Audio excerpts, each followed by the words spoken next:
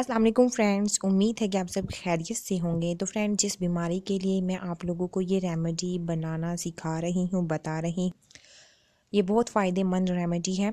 ये उन लोगों के लिए है जिन लोगों को सीने में खाने के बाद जलन होती है, हाजमा दुरुस्त नहीं है जिन लोगों का, उनके लिए बहुत ज़्यादा ज़बरदस्त है और ये गुर्दों के लिए भी बहुत ज़्यादा फ़ायदेमंद है।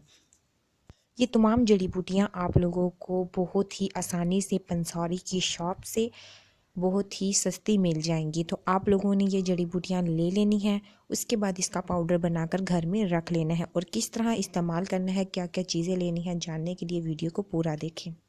इसके लिए आप लोगों को जो चीज़ें चाहिए, सबसे पहले आप लोगों ने लेना है आंवला पाउडर, आप देख सकते हैं। उसके बाद आप लोगों ने लेनी है अजवाइन, ठीक है। उसके बाद आप लोगों ने लेना है सफ़ेद ज़ीरा।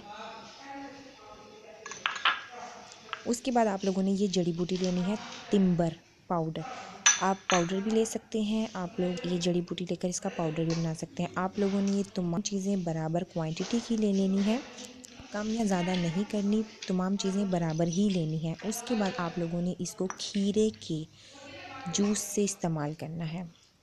आप लोगों ने बच्चों वाली छोटी चम्मच आधी ले लेनी है और इस जूस के अंदर डाल के आप लोगों ने उसको अच्छी तरह मिक्स करना है। उसके बाद आप लोगों ने पी लेना है, या फिर आप लोग पहले इसका पाउडर खा लीजिएगा और उसके बाद आप लोग जूस पी लीजिएगा। आप लोग इस पाउडर को पानी से भी इस्तेमाल कर सकते हैं। ये आप लोगों के गुर्दे के लिए और आप लोगों के हाजमे के लिए बहुत ही ज़्यादा ज़बरदस्त रेमेडी है और आसान सी रेमेडी, आप लाजमी ट्राई कीजिएगा, इंशाल्लाह ताला आपको फ़ायदा होगा।